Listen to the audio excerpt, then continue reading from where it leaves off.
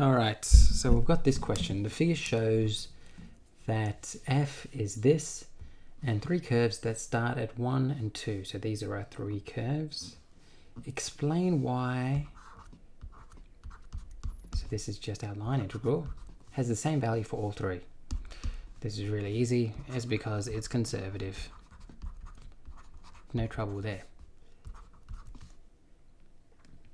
And if they asked you to prove that it's conservative, what you would do is this.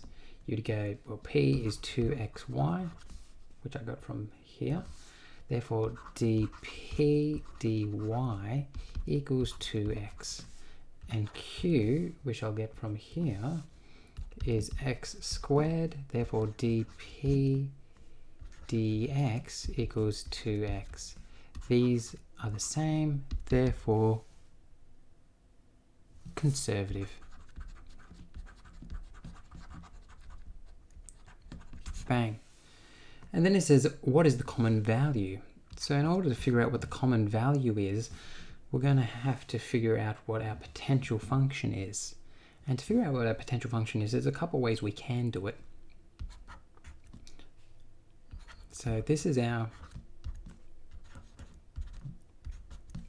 and this is the same as df dx and df dy.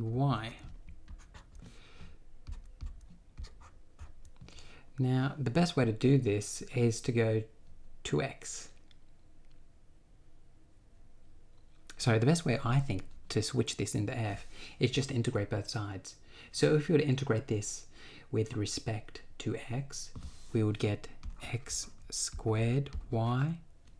And if we were to integrate this with respect to y, we would get x squared y. So they're exactly the same.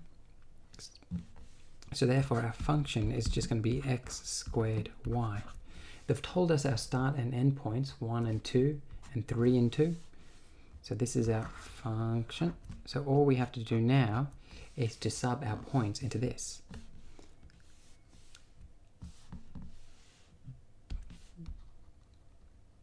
So let's just make sure we can see. So we're going to have, let me just write it here, f of 1 and 2 is just going to be, this is what we're subbing it into, 1 times 2 equals 2, and f of 3 and 2 is going to be 3 squared times 2, which is going to be 9 times 2, which is going to be 18. And you're going to get 18 minus 2 equals 16, and that is the answer.